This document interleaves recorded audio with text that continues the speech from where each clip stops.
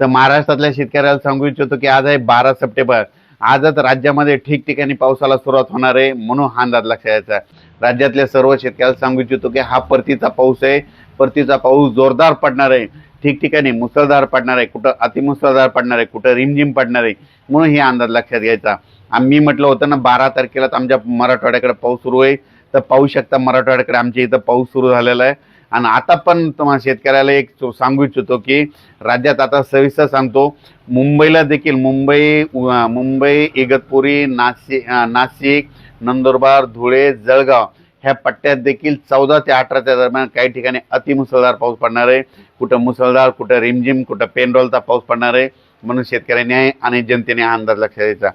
आणि राज्यातल्या सर्व शेतकऱ्याला सांगू इच्छितो की उद्या 13 पासून सगळ्यात जास्त पश्चिम महाराष्ट्र म्हणजे सोलापूर जिल्हा,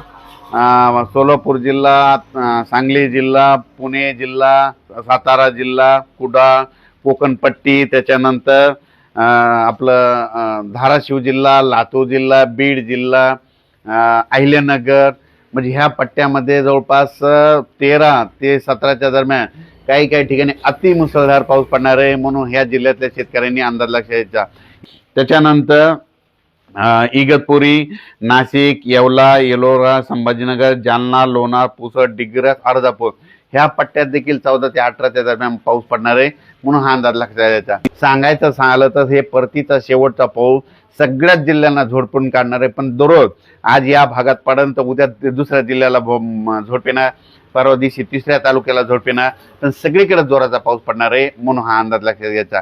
आणि परतीचा पाऊस राज्याला झोडपून काढणार आहे, म्हणून हा अंदाज लक्षात घ्यायचा। धन्यवाद।